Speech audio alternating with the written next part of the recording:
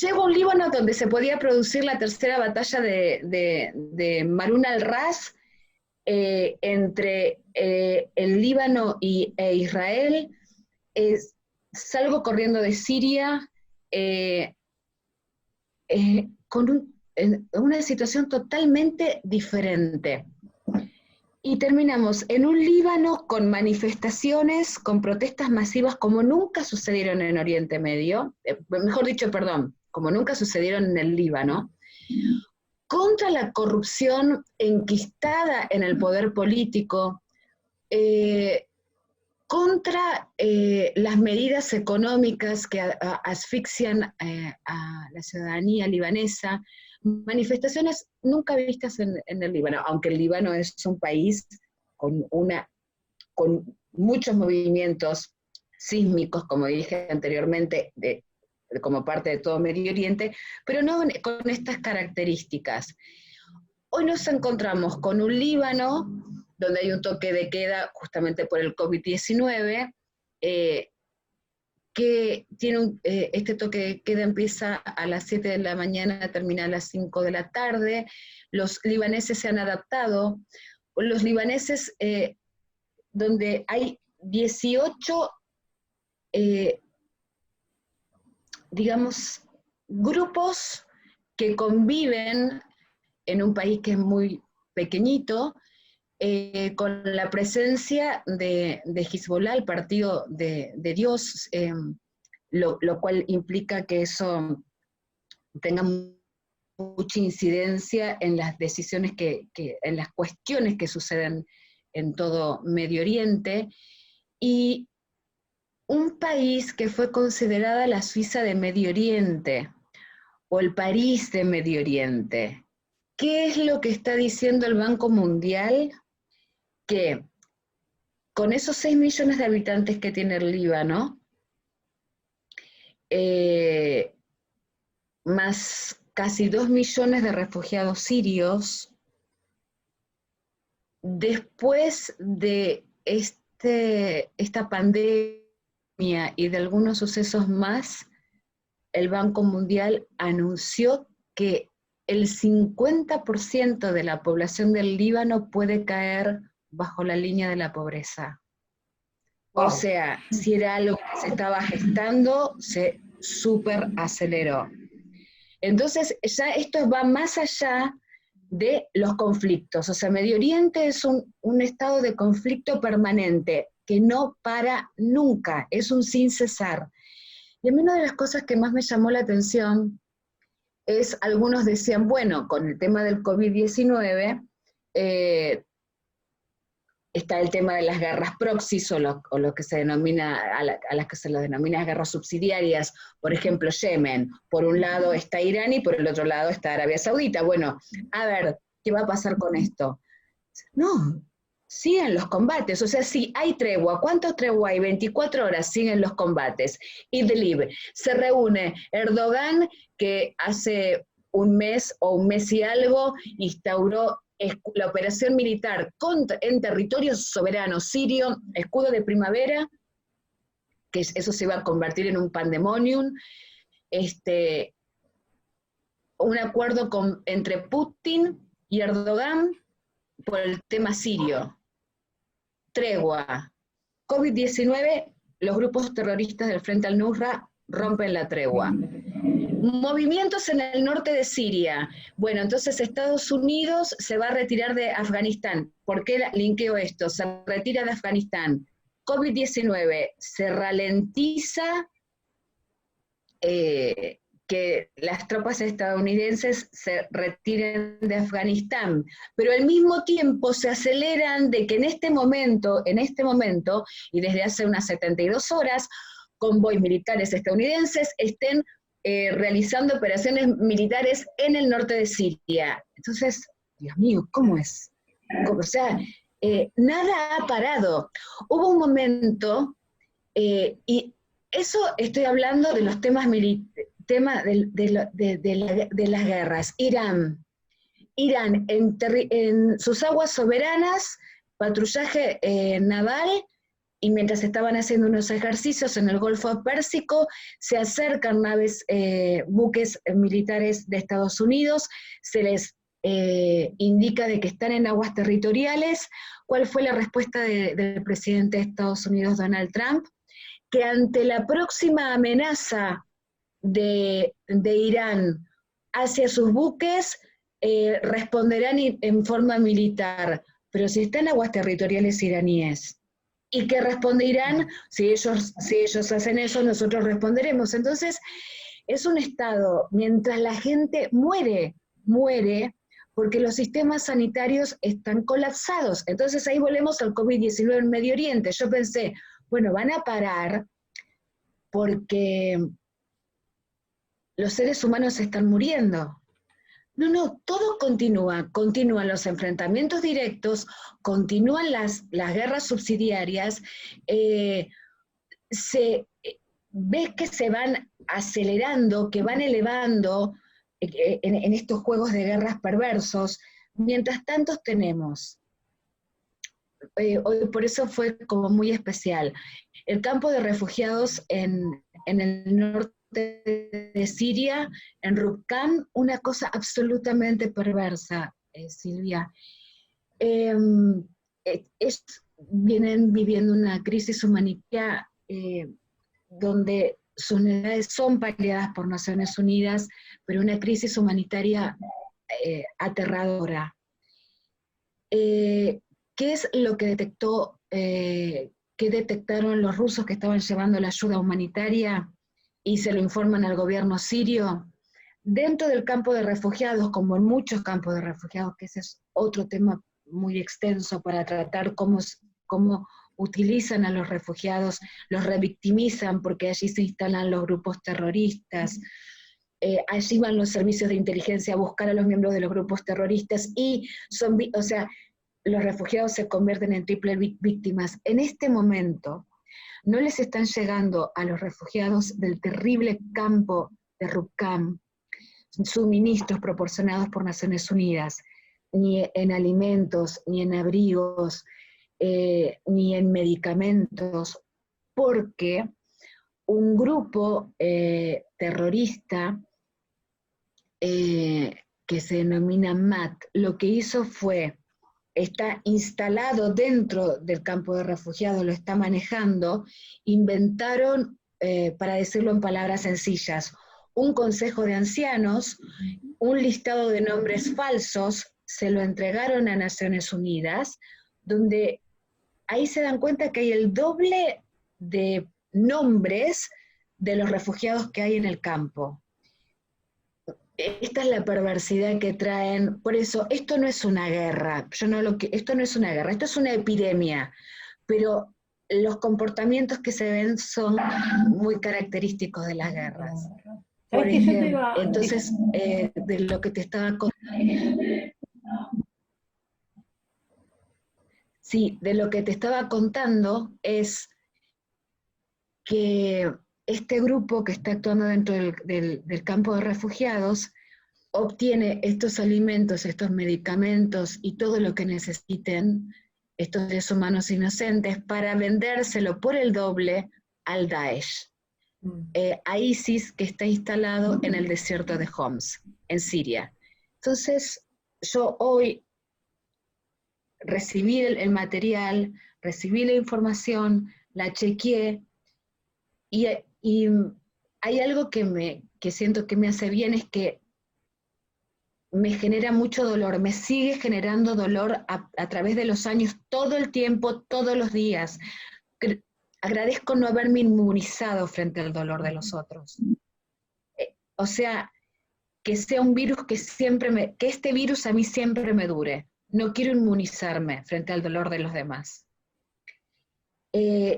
Y me hizo acordar a muchas situaciones de guerra, pero porque aquí está mezclado la guerra más una pandemia. Entonces es una situación humanitaria para los más débiles terribles. Se está hablando que después del COVID-19 va a haber millones de seres humanos, no solo en Medio Oriente, pero muy especialmente en Medio Oriente, como en África también, pero estamos focalizadas en Medio Oriente, que, como te hablaba lo del Líbano, bueno, que van a caer en la pobreza extrema y muchos de ellos van a morir de hambre, como sucede en Yemen, Silvia.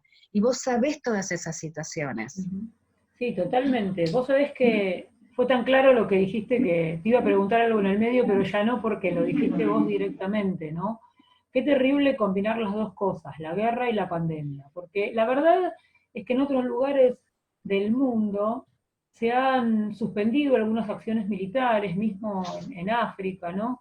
En algunos lugares del Extremo Oriente también, no estoy pensando en los Rohingyas, que digamos acordaron ciertas treguas, ¿no?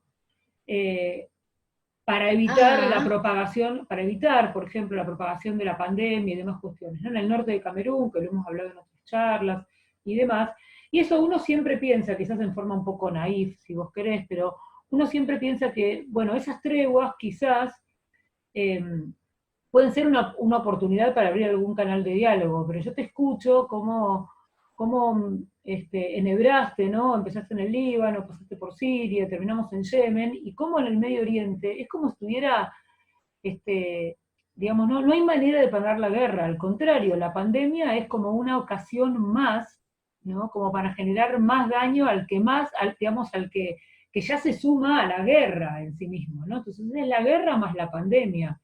Realmente Yemen la situación es desesperante, Sí, ¿viste? Es una es de las desesperante. peores, la peor crisis humanitaria, por lo menos sostenida por Naciones Unidas, y cómo digamos, no te diría sorprendente, porque ya no nos sorprende nada, ¿no? Pero cómo los grupos terroristas han decidido que no van a parar sus acciones, sobre todo en el Medio Oriente, ¿no? Sobre todo en Yemen, Exacto. en el Siria y demás, cómo no van En a Siria. claro, en Siria, que nadie lo ve tampoco, uno ve otra guerra en Siria, y hay varias como guerras yuxtapuestas, ¿no es cierto? Varias crisis yuxtapuestas. Como ni siquiera la pandemia, Totalmente, porque ves a los grupos terroristas en Idlib,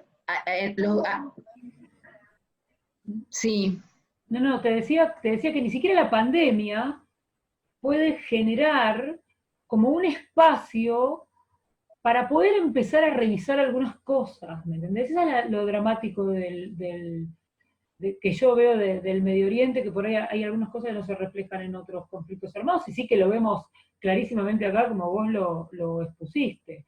¿No? El terrorismo en Siria a veces no se ve tan claramente, se ve otra cosa de la crisis siria. ¿No? Lo que están pasando los refugiados, que dijiste vos, en diversos campamentos, la verdad, o sea, que esto complique aún más la llegada de la ayuda, ¿no? La venta de la ayuda humanitaria por parte de los grupos terroristas en plena pandemia. Es como que, claro, el futuro es encima mucho más incierto. Viste que vos nombrabas al principio el tema de la peste negra y demás. sí. Eh, qué sé yo, cuando uno lo enseña en la historia, el tema es que vos lo viviste, es algo muy distinto, ¿no? Cuando uno lo enseña en la historia, uno plantea, viste, la pandemia como una oportunidad. En el caso ese de la peste negra, viste, como para iniciar el inicio no el inicio, sino digamos un gran impulso al renacimiento del siglo XIV, ¿viste? Y después de ahí la, la, la, el cambio económico general y demás. Y muchos están hablando de la pandemia como una oportunidad, ¿no? Como una oportunidad de cambio quizás hacia algo mejor. Cuando yo te escucho a vos en Medio Oriente, digo, pero ¿dónde está la oportunidad de cambio? ¿Vos ves que por ahí esta pandemia pueda llevar otra realidad en el Medio Oriente o es imposible? Mira, en primera instancia yo pensaba, teníamos la misma línea de pensamiento, la misma esperanza, por eso yo hablé, ojalá, no quiero inmunizarme nunca ante el dolor de los otros. Y tuve tu mismo pensamiento, dije, bueno, con el COVID-19 van a parar, esto va a parar y se va a focalizar en las poblaciones. Y de pronto, te estoy contando lo que está sucediendo hoy en un campo de refugiados de gente que está sufriendo una crisis humanitaria sin precedentes. Pero al mismo tiempo te conté lo del convoy estadounidense que ratifica lo que dijo Donald Trump, que el petróleo de Siria es de Estados Unidos. Y se siguen moviendo. Y se sigue moviendo, por ejemplo, un avión espía, esto es toda información de las últimas 48 horas.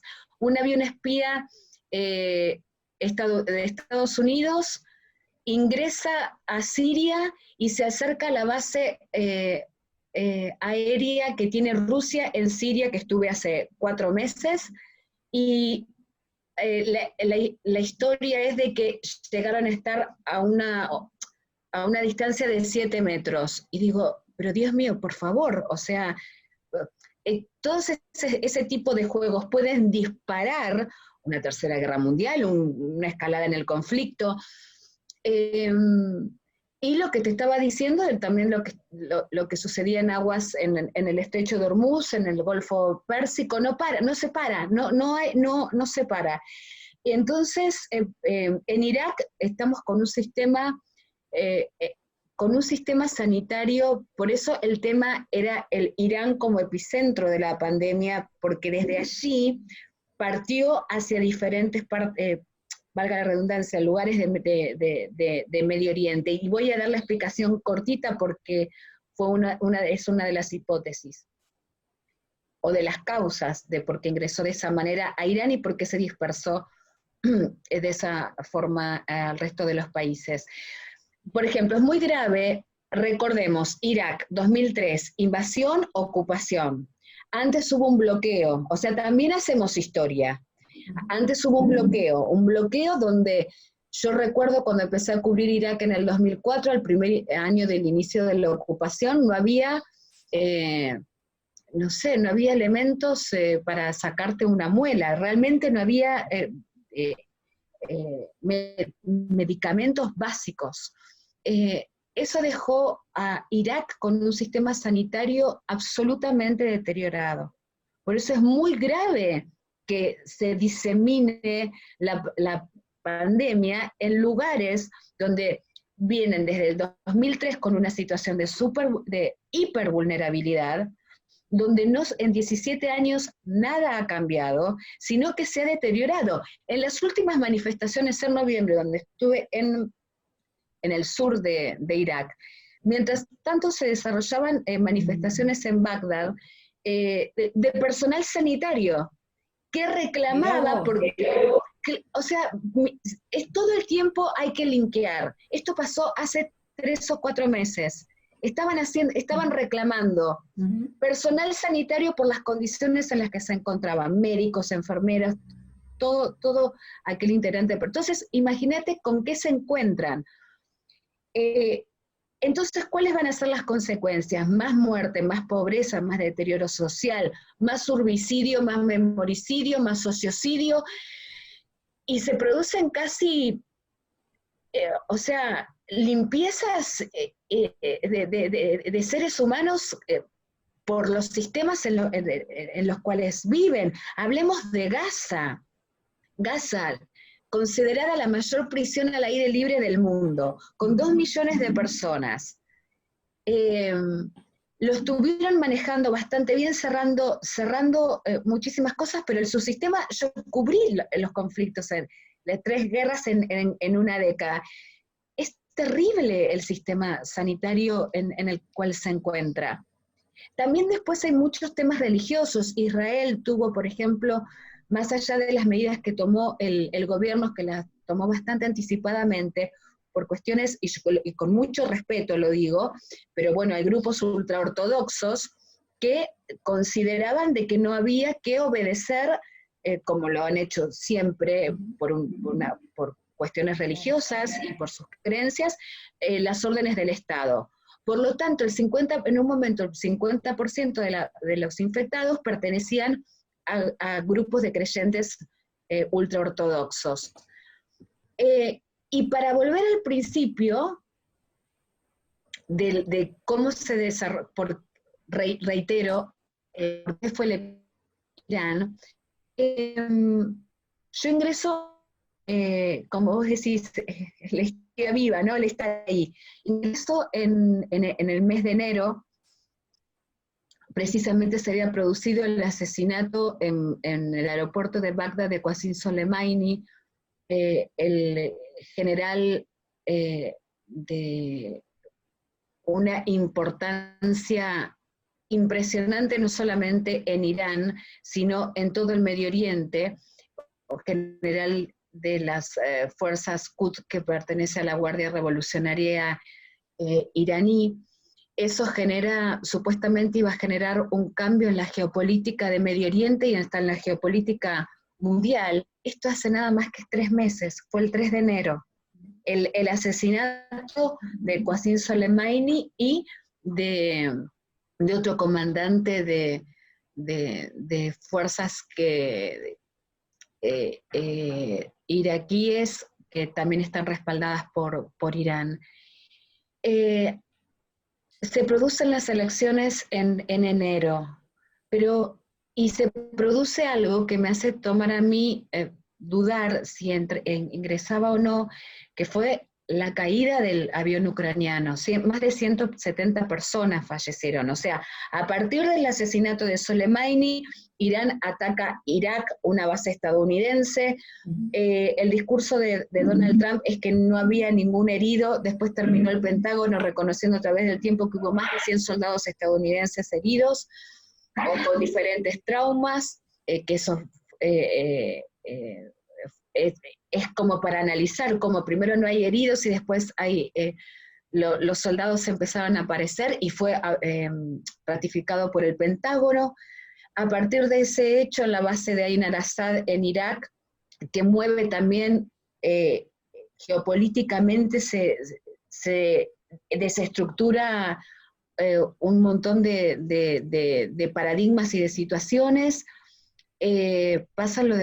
Sucede este accidente terrible del avión ucraniano en Irán. Había que haber cerrado el espacio aéreo en medio de semejante situación. Yo trabajo con algunos asesores militares que me explicaban que en realidad hubo, como sucedió en Siria hace unos 4 años con un avión ruso, se instala un avión espía debajo de esos aviones comerciales, entonces los sistemas de radares lo detectan como si fuese un misil. Además los servicios de inteligencia tienen los códigos para confundir a quienes van a atacar. Un hecho bastante impactante, 48 horas antes que ingrese, y para mí lo más impactante es que estuve viviendo en Qom, mi base fue Qom, el lugar donde desde lo psicológico y lo personal es muy fuerte. Es el lugar donde aparecen los primeros contagiados y los primeros muertos. Pero el virus en Irán estaba circulando desde el mes de enero, Silvia, no desde el 19 de febrero cuando se anuncia los primeros contagiados y fallecidos. Entonces es cuando uno mira su historia reciente, su propia historia reciente, y la historia que también ha escrito, uno ve que se encontró en un estado de desinformación muy grande, de ocultamiento de información que pone en peligro la salud de la población. O sea, y esto no es patrimonio de un país en particular. Esto sucedió en España, sucedió en Italia, sucedió en muchos países de la Unión Europea, pero como este episodio yo estaba viviendo en Qom, y estaba muy pendiente de las próximas elecciones, porque ese era uno de los objetivos, era cubrir el aniversario de la revolución, que era el 41 aniversarios, y las elecciones. Y para mí sigue siendo muy impresionante que el virus estuviera vehiculizándose desde enero. ¿Por qué? Porque en Qom hay alrededor de 700 jóvenes estudiantes para ser sheikh. Qom es una ciudad sagrada donde se encuentra el mausoleo de Fátima Masuma. Es una ciudad sumamente sagrada para los musulmanes chiitas. Y es una ciudad de peregrinación, entonces el movimiento es permanente. Pero es un centro de estudios, 700 estudiantes chinos que van y vienen a su país. Por otro lado, allí se está construyendo una planta de energía solar y ferrocarril para trenes de alta velocidad, también por compañías chinas. Entonces la relación entre China, comercial y política, entre China e Irán es constante. Ya se habían en enero cancelado los vuelos a China, sin embargo hubo una aerolínea, Mahan Air, que siguió realizando vuelos. Entonces hay que, a ver si, yo no sé si les interesa a los gobiernos o les interesan a las dirigencias cambiar estos paradigmas de la forma de poder, porque hubo muchos legisladores, alcaldes y diferentes representantes de la sociedad iraní y el ciudadano común que estaba denunciando desde el mes de enero que el virus, que el COVID estaba circulando en Irán y que se estaba muriendo gente. Mucha gente, y donde se ponía, que también lo hemos visto en otros, en España, en Italia, bueno, vamos a hablar de la Unión Europea en general, aunque con sus excepciones, pero también está sucediendo en Argentina, neumonía grave. Se había prohibido poner que era por COVID-19, sino que se ponía por paro cardíaco. Sí, por paro cardíaco fallecemos todos, pero el tema es que esto influyó el hecho de no avisar con tiempo, de que se siguieran realizando los vuelos, que siguiera entrando y saliendo ciudadanos desde China a Irán y de Irán a China, que la gran cantidad de personas en Medio Oriente que ingresan a Irán para hacer peregrinación, o de Irán que van hacia Irak, por ejemplo, hacia Najaf, para hacer peregrinación. O sea, la vehiculización del virus fue brutal, pero el ocultamiento, las elecciones, los que denunciaban, por ejemplo, se implementó la policía cibernética, que detuvo a centenares de ciudadanos que denunciaban o mostraban los videos, los hacían circular para ver qué era lo que estaba sucediendo en los hospitales.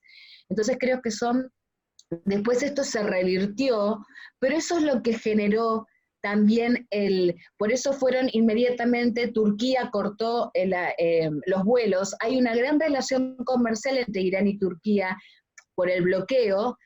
Hay más de 2.000 empresarios iraníes que tienen asentadas sus empresas en Turquía. Hay muchas cosas que nosotros no sabemos, que en los titulares de los diarios parece que son enemigos o que están enfrentados. En el terreno de la guerra se pueden enfrentar, pero en el marco económico pueden ser socios o ser espacios de intercambio.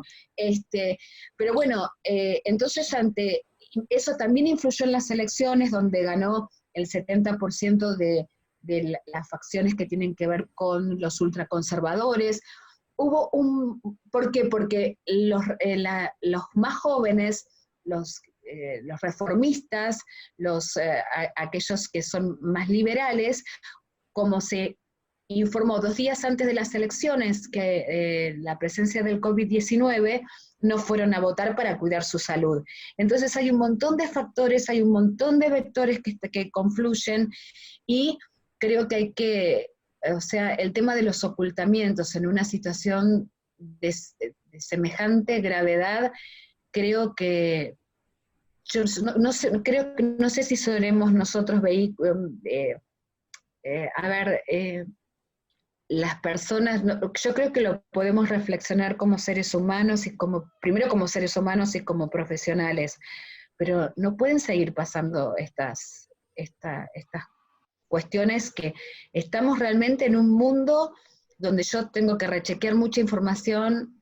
Vos haces lo mismo, muchísimos hacemos lo mismo, porque creo que ahí se está realmente ocultando muchísima información veraz, y que impacta directamente sobre la vida de millones y miles de millones, en este caso, de seres humanos. Totalmente, vos sabés que este es un gran tema que vos estás tocando, el tema del ocultamiento, que como vos decís, no es privativo de Irán, ¿no? Sino que no es privativo de China, pero vos sabés que hay muchísimas críticas, eso no te lo voy a contar a vos, que sos una experta en esto, pero hay muchísimas críticas a China por el ocultamiento de información, no solamente por haber tergiversado las cifras, sino también por haber minimizado el impacto en su propio país, la diseminación por diversas ciudades y demás. Inclusive hay en marcha una serie de, digamos, están tratando de poner en marcha distintos mecanismos internacionales como para digamos, recibir reparaciones, digamos, por parte de China por haber sido irresponsable en el manejo de esto bueno, que muchos dijeron que, digamos, inclusive con algunos brotes, digamos, bastante xenófobos, ¿no? Y demás, que ellos sabían generar el virus y demás cuestiones. Dejando de lado todas las teorías conspirativas, porque no es nuestro objetivo hacer eso, pero sí, Claro, claro, No, totalmente. Todos los sí, ocultamientos de información, ¿no?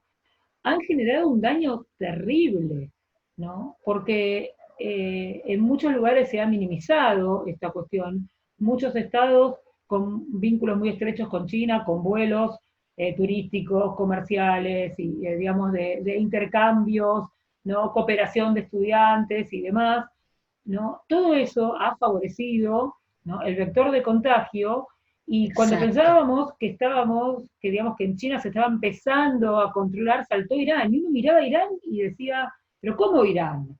Digamos, lo esperaba en otro lado, pero claro, vos has contado muy bien los vínculos que tienen entre Irán y China, y el no haber tomado determinadas medidas sanitarias, más el debilitamiento de los sistemas sanitarios, ahora nos cierra, digamos, ¿por qué Irán? ¿No?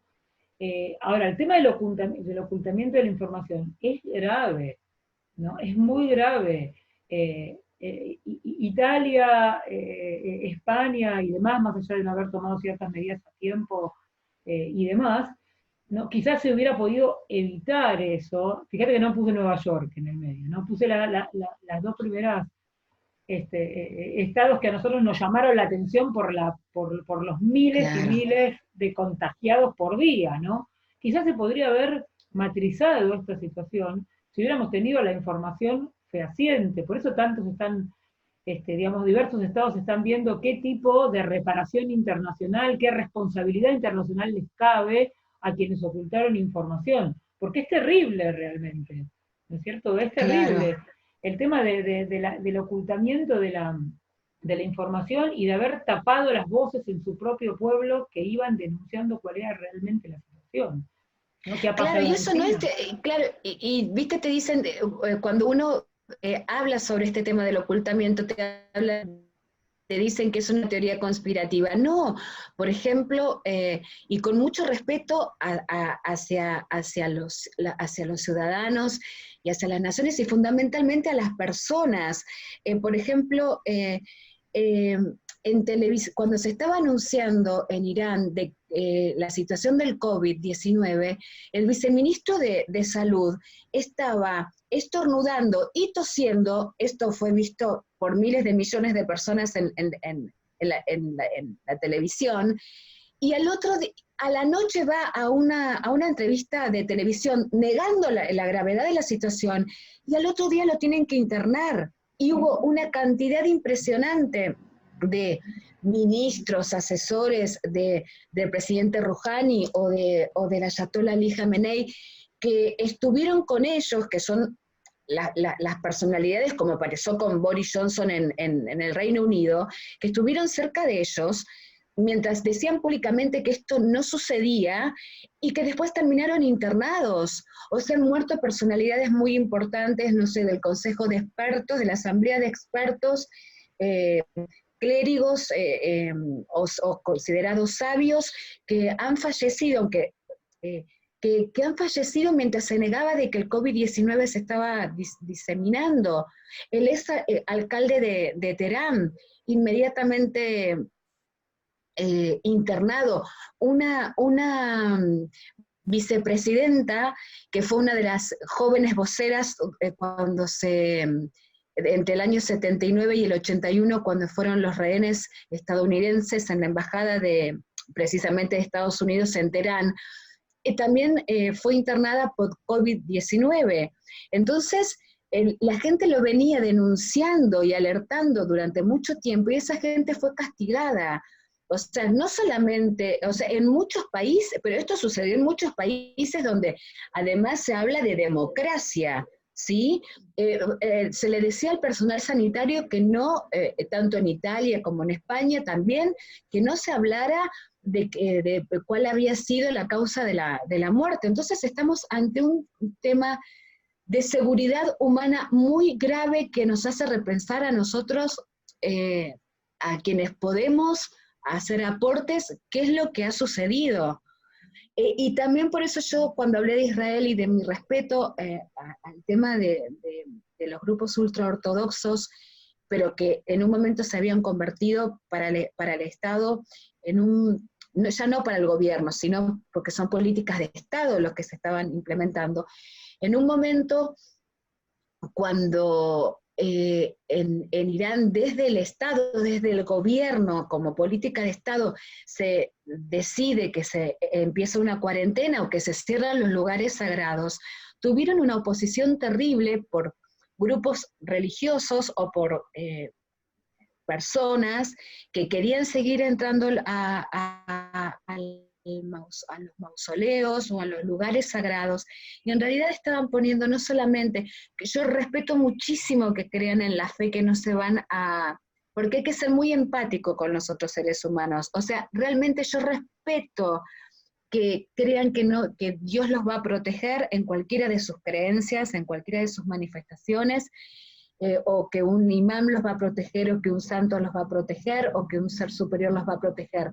Pero realmente los líderes religiosos no podían, realmente, tienen que tener un sentido común, querida, tienen que tener un sentido crítico, de que yo puedo tomar una decisión que me puede afectar a mí y tengo la libertad, pero si es una decisión que me afecta a mí y va a afectar al resto de la sociedad, hay límites más allá de lo religioso. ¿Se entiende? O sea, con todo mi respeto a todas las religiones, a todas las creencias, a todas las fe, pero eso también ha sido un factor vehiculizante del virus. Y no solamente, y estoy hablando, por ejemplo, el caso de Israel y el caso de Irán, dos países totalmente diferentes y con dos religiones diferentes, a las cuales, por supuesto, nosotras respetamos, pero tiene que haber un equilibrio, o sea, un respeto, pero cuando, bueno, si solo es para mí, bien, pero no sé, por eso esto es un tema para replanteárselo. A mí me gustaría saber qué es lo que ha pasado en África para hacer algo comparativo a lo poco que te puedo, que igual es que es mucha la información que hay sobre el Gran Medio Oriente, pero bueno, ¿cómo lo compararías con lo que te pude contar, lo poquito que te pude contar de esta larga cobertura que empezó en agosto y terminó hace un mes? No, la Es verdad largo, es que largo eso. me has contado muchísimo, al contrario. Vos es que hablando un poco de esto, ¿no? Yo veo todos los factores que se fueron encadenando como para agravar en el Medio Oriente este, la diseminación del virus y de la pandemia, ¿no? Estas prácticas religiosas que vos tenés, la negación hacia el interior y hacia el exterior y de la realidad que estaba pasando, la guerra, los sistemas frágiles de salud, en fin, la tormenta perfecta, ¿no? Es la tormenta perfecta, es como que Claro. vos vas, la falta digamos, la falta de tomar las medidas adecuadas, la negación de lo que estaba pasando, el negacionismo es un delito en sí mismo de determinadas cuestiones porque provoca, viste, desde crisis humanitarias hasta estas verdaderas tragedias, ¿no? Lo del ocultamiento yo lo vengo pensando desde hace mucho tiempo, o sea, es una enorme responsabilidad internacional. África, parafraseando algo que hemos escuchado por ejemplo, la directora regional de la OMC para África, ¿no? Que ella decía, África todavía, hace un mes más o menos, decía, África todavía tiene tiempo. Y es verdad que África en ese momento tenía tiempo, ahora tiene menos tiempo, ¿sí? Las cifras que tenemos de África tampoco son del todo confiables, ¿no? Pero es verdad que tienen algunas, y hablando en términos generales, que no es lo que a mí me gusta del continente, porque viste, tiene muchas particularidades y hablar como si fuera un todo no es correcto, ¿no? Lógico. Pero si lo viéramos en términos globales, tiene algunas cuestiones que pueden ser algunas como fortalezas, por ejemplo, no sé, más del 50% de la población en general de África es rural, ¿no? Vive todavía en el ámbito rural, entonces Claro. eso podría evitar, ¿no?, la diseminación del virus, tiene una población muy joven, tiene una expertise, una resiliencia, si vos querés, en la lucha contra determinadas enfermedades, algunas de las cuales son endémicas de África, como la malaria, ¿no? Tuvieron que hacer frente al brote de ébola. Entonces, ¿qué pasa? Cuando vos hablas en diversas poblaciones que se enfrentaron a esto, te dicen, pero a ver, tan mortal es el COVID-19, o sea, ellos se enfrentaron al ébola, ¿me entendés? Entonces el COVID-19, y no está bien Claro, esto, el COVID-19 les parece a ellos, digamos, mucho más leve por los síntomas que tiene y por el tratamiento que tiene que lo que fue la lucha contra el ébola o lo que fueron los brotes de cólera, los diversos brotes de cólera en lugares continentales. Entonces, esto, por un lado, el tema de la resiliencia es algo a favor, ¿no? Pero absolutamente. y esto lo digo entre comillas, ¿no? La inconsciencia de decir esto es mucho más leve, por la experiencia de ellos que es real, les puede también jugar en contra, ¿no? Porque también es cierto que los sistemas sanitarios, que no son todos iguales, claramente no son todos iguales en los estados africanos, hay unos estados mucho mejor parados que otros, pero la verdad es que si yo lo mirara en general, el 70% de los insumos son importados, les falta cantidad de médicos y de enfermeros, ¿no? Entonces, si se expande con la fuerza expansiva que tuvo en Italia o en Nueva York o mismo en Irán, ¿no? ¿Cómo van a responder los sistemas de salud? Ahí no va a importar que sea menos letal que la malaria o menos letal que el ébola. Listo, ahí van a empezar a caer como moscas. Bueno, esto, por las cifras que nosotros estamos manejando, aún no pasó. Por eso yo creo que aún tiene tiempo. Ajá. Ahora, con pinzas lo que te estoy diciendo, con pinzas, ¿no? Porque, bueno, ¿Y cuáles serían los sistemas sanitarios más fuertes, por ejemplo, y los más débiles dentro de lo que sería África? ¿Hay alguna perspectiva que se pueda hacer? Porque nada, es un continente tan maravilloso, tan rico, tan eh, fascinante, tan el reservorio, uno de los reservorios de la humanidad, ¿no? Entonces, mira, probablemente el estado que más experiencia tenga en la parte epidemiológica sea Nigeria, ¿no? ajá, Pero eso no quiere decir, pero eso sobre todo por la expertise de la lucha contra el ébola, ¿no? Pero eso no quiere decir para nada que el sistema de salud de Nigeria esté preparado, porque en realidad tienen mucha expertise, ¿no? Pero además es el país que tiene eh, más millones de habitantes en África, una enorme desigualdad, pese a ser uno de los países que más crece de África, ¿no? Entonces, esa desigualdad hace que digamos, el sistema de salud no tenga un alcance global para los 200 millones de personas y que claro. solamente por ahí el 2% de las personas puede llegar a tener, ¿no? Los beneficios de un sistema de salud. Sudáfrica o Egipto son quizás los que tienen, digamos, más o menos un 20, un 30% de la salud privada que puede ser disponible y que puede estar disponible y que pueda brindarle una salud, digamos, un sistema una cobertura de salud a cada uno de los infectados desde el punto de vista privado, más o menos aceptable, acorde a las características de la pandemia. Y tienen un flojo sistema de salud pública, pero hay muchos estados africanos, inclusive algunos de los que más crecen, que el sistema público no está para nada preparado para esto. ¿Sí? Claro. ¿Sabes qué? Este tipo de pandemia, yo creo que vos en el Medio Oriente también lo ves, nos muestra claramente que una cosa es crecimiento y otra cosa es desarrollo. ¿Sí? Que una cosa son los números del PBI y otra cosa es que el Estado tenga conciencia de que tiene que invertir en la salud de su gente, porque si no, por una pandemia se le va a morir el 2% de la población. Entonces, por ahí debería ser una de las grandes enseñanzas que nos tendría que sacar digamos que nosotros tendríamos que sacar en todos los continentes de lo que fue esto, ¿no es cierto? No se salvó Italia, no se salvó España, no se salvó el Reino Unido, no se salvó Estados Unidos, no se está salvando Argentina, no se salvó Irán, ni hablemos de China, tampoco se van a salvar los países de África. Pero guarda porque hasta ahora, ¿no? Yo leí muchos artículos periodísticos donde todo el mundo hablaba con lástima e inclusive con desprecio de, pobre África, ¿no? La crisis humanitaria que va a tener, que guarda con eso porque el mundo no estaba preparado para esto. Ni siquiera los que tenían los mejores sistemas de salud estaban preparados para esto. Entonces, No, pero claramente, Silvia, lo que se ha demostrado, por ejemplo, en España, Italia y el Reino Unido y demás, es que no tenían los mejores sistemas de salud, claramente, o no estaban preparados para este tipo de pandemia. Por eso hablé al principio que esto no era un cisne negro, esto se tenía que haber previsto porque ya hubo en una década, a ver, yo en el 2000, ay no me acuerdo, creo 2009, el 2010 tuve gripe A en Madrid, viviendo en Madrid.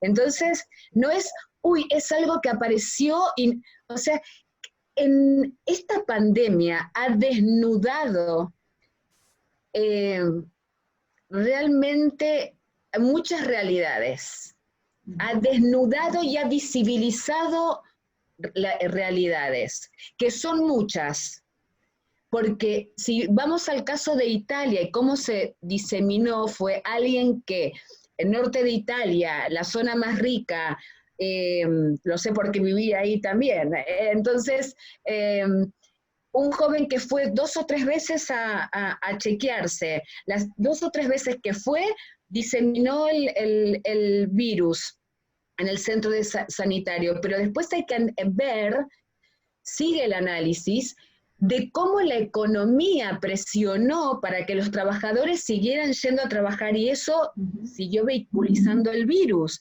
Entonces, hay muchas cosas, hay muchos velos que se han caído, Silvia. Totalmente. Hay muchos velos que se han caído y esto es lo que va a traer consecuencias. ¿Cuáles? Desconozco, pero que quedó claro que los países desarrollados, superdesarrollados y demás, al final no estaban tan superdesarrollados, ni hiperdesarrollados, ni estaban preparados.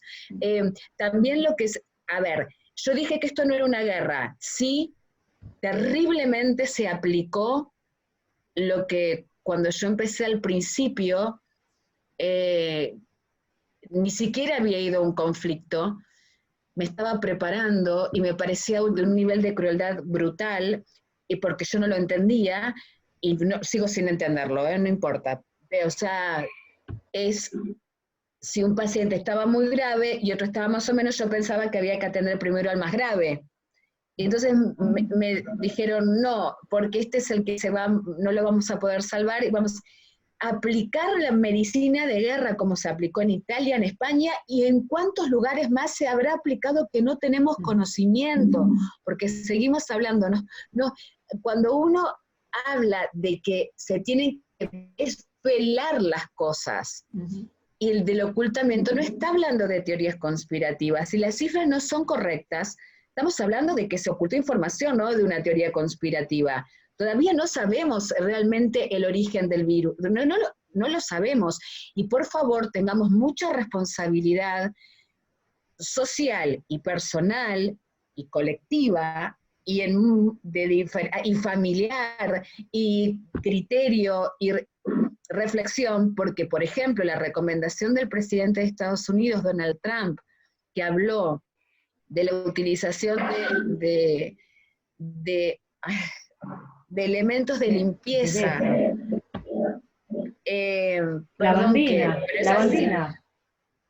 Lavandina y otros desinfectantes, es sumamente grave, porque si yo escucho a alguien al mandatario de la potencia más, de la gran potencia del mundo, o de una de las potencias del mundo, decirlo públicamente, yo ciudadana en Estados Unidos, quizás voy a creer que eso es real porque está asesorado por científicos, expertos, médicos y demás.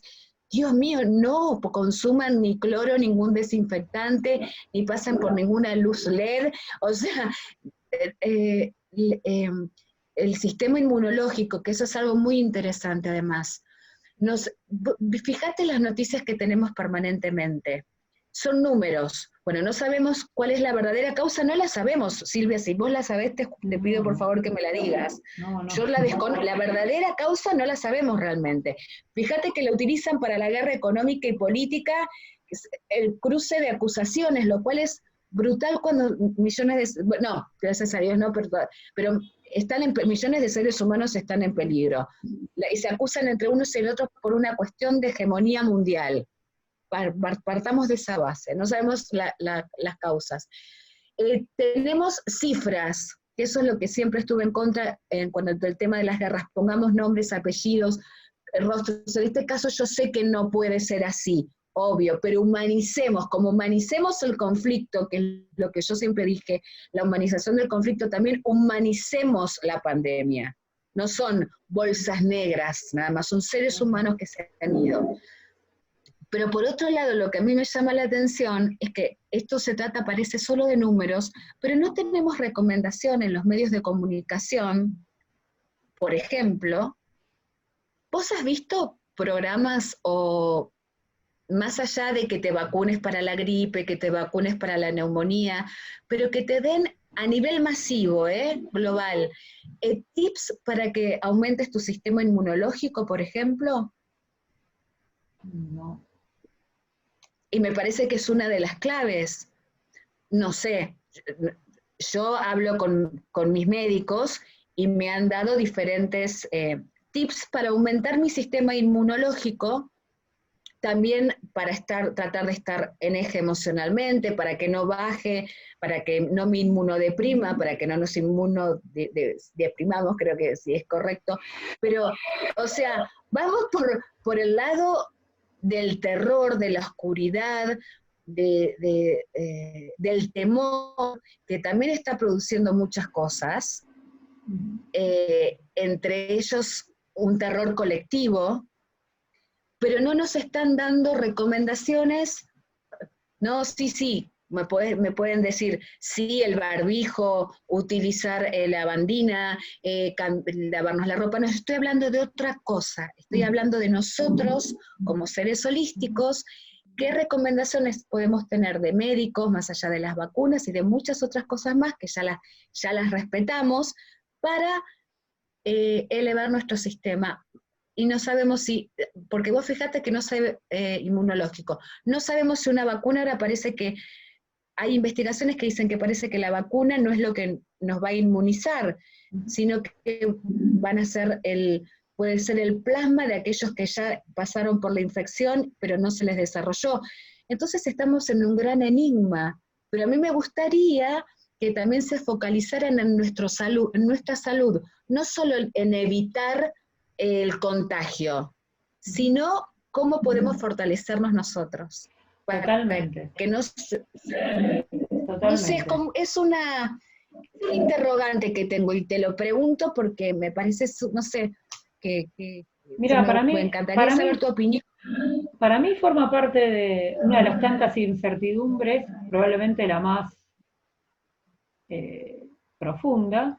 No sabemos de dónde viene, no sabemos cómo se va a acabar, no sabemos si va a haber una segunda oleada, no sabemos cuántas cepas tiene, las cepas van cambiando también, y como eso repercute directamente en el orden internacional y en el orden interno de cada estado y en cada sociedad y en cada familia, ¿no? Vos empezás mundialmente y terminás en una casa, ¿no? Y yo creo que eso es una de las cosas que más incertidumbre nos causa, que no sabemos ni de dónde viene, ni a dónde va, ni estamos viendo algunas de las repercusiones, pero nos faltan muchísimas más.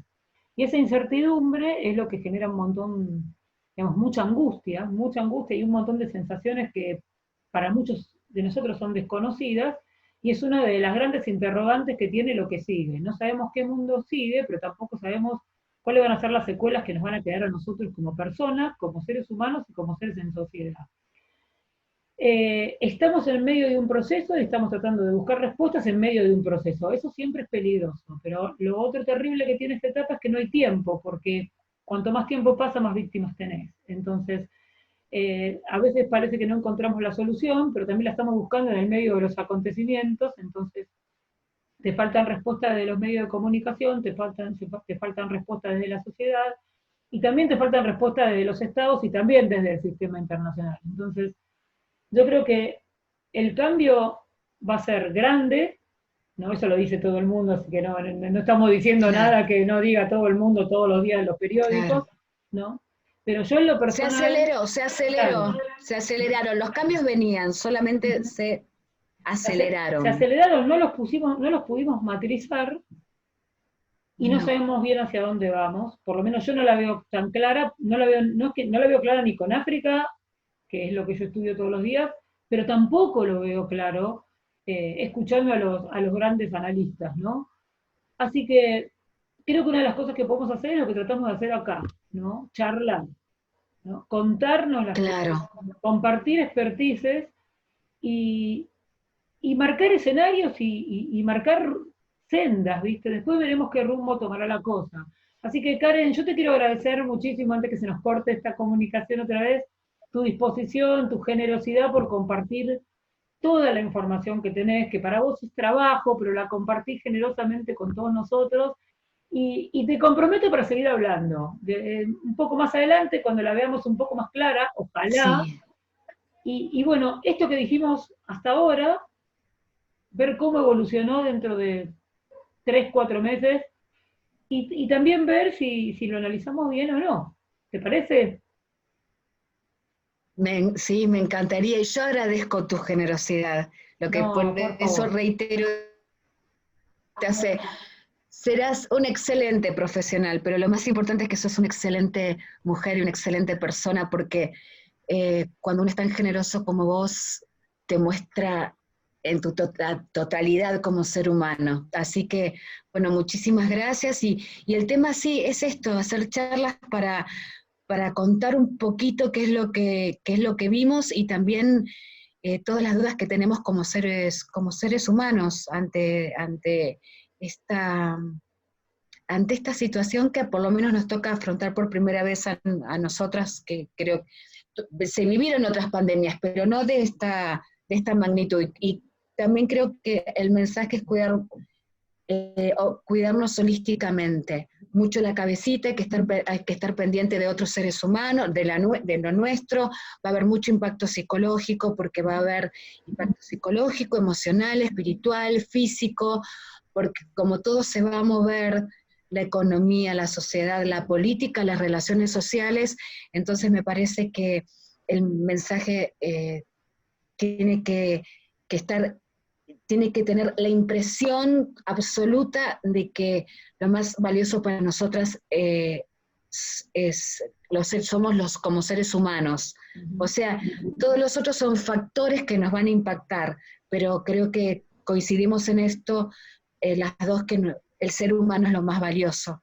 Y por eso bregamos por la seguridad, por la salud, por romper el ocultamiento justamente para que no va a seguir habiendo, seguramente, pero si podemos bregar en contra de eso por la salud de todos nosotros, creo que algo estaremos haciendo. Totalmente. Bueno, mil gracias. Genial el cierre, porque es realmente lo que queremos dejar después de esta charla entre amigas. Así que Exactamente. te mando un beso grande y en nombre de Anuar, muchísimas gracias por todo. Mil gracias. Gracias a vos y gracias a todos los que nos vieron y nos escucharon.